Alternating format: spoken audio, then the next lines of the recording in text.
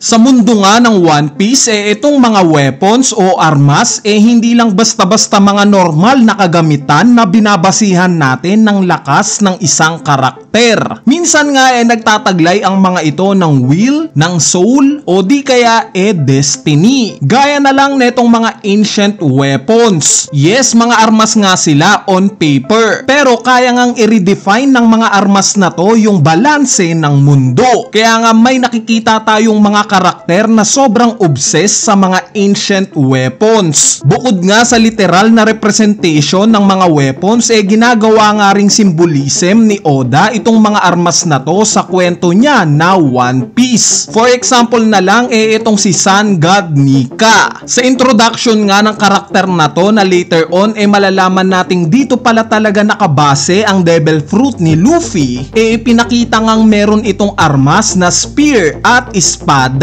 Sa mga hindi nakakaalam, in history nga, matagal nang magkaribal in battle itong spear at sword. In fact, kahit nga yung alam nating mga demonyo at mga anghel, trident, spear at espada ang mga ginagamit. Ngayon, sa kwento nga ng One Piece, ganito rin ang dinidepict ni Oda. Gaya na lang netong sila Kalgara at Noland, na espada at spear ang mga armas. Sila Nekomamushi at Inuarashi, at itong sila Roger at Whitebeard. So ano bang sinisimbolize neto? Para sa akin nga sinisimbolo neto yung conflict ng magkabilang pangkat, yung masasama at yung mabubuti. Ngayon kung mapapansin nyo, hawak nga ng Sun God Nika both itong espada at spear. Ibig sabihin may part ng kasamaan at kabutihan itong Sun God Nika. May hint na rin naman neto sa pagtatransform ni Luffy into Sun God Nika form. Kapansin-pansin nga na although pure white itong nakikita natin sa transformation niya, in the process nga sa pagtatransform na to, nakita natin yung glimpse ng pagka-demonyo niya. Mabalik nga sa spear versus sword na topic natin, during chapter 1150 nga,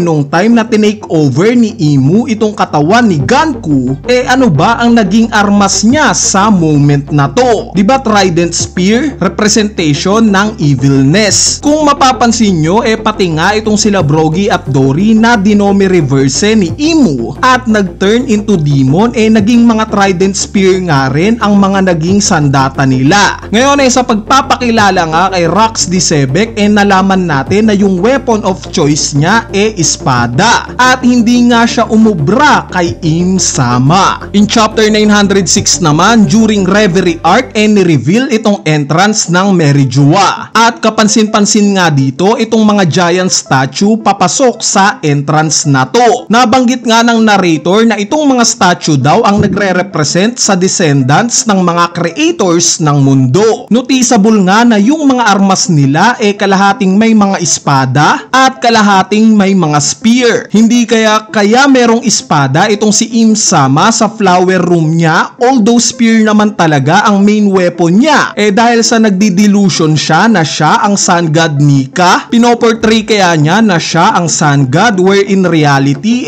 isa naman talaga siyang demonyo. Bali itong pagkakaroon nga ng spear at sword ng Sun God Nika, para sa akin na sinisimbolo neto yung balanse ng kasamaan at kabutihan, which is hindi naman talaga ito mawawala sa nature ng isang tao. Aminin man natin o hindi, meron tayong mga kasamaan sa katawan natin, pero meron din namang mga kabutihan. Itong paghawak nga ng Sun God Nika sa spear at sword ang nagsisimbolize sa good at evil. Although ganito nga, hindi pa rin natin mapagkakaila na sandata pa rin naman itong espada at sibat. Armas ito na naglalarawan sa gera at karahasan. Kaya nga itong pagkikreate ni Oda sa main character niya na si Luffy na walang gamit na armas ang perpektong halimbawa na siya ang mag-neutralize sa lahat. Siya ang babalanse at magbibigay ng kalayaan sa mundo. Pagkakaisahin niya ang lahat ng tao nang sa ganon ang mundo magiging One Piece.